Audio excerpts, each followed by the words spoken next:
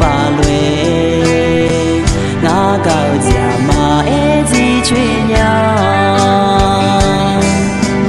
nó gà sang tu yo bồ nghe gà dê mà bồ gì chuyện ba lo ngã đê nghe thì gì nữa có gì được anh thì gạo đeo tu nhà nó dê dê lê bò la nghe bò gà ở dê mà nuôi à gà ở dê gió mai gì nè mi quý ta để nghe nó để cả mà ngã đông cả mà e gì chuyện nhau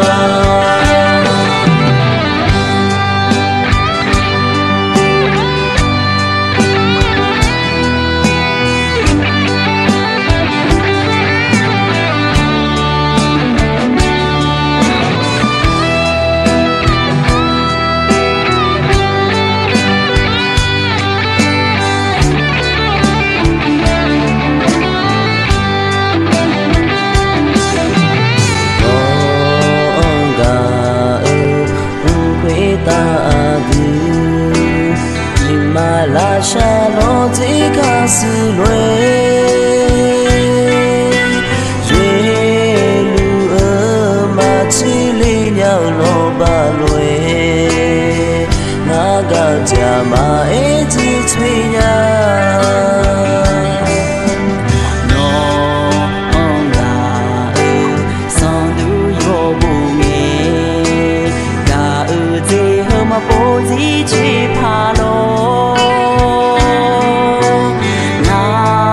để nghe thì gì như không chỉ được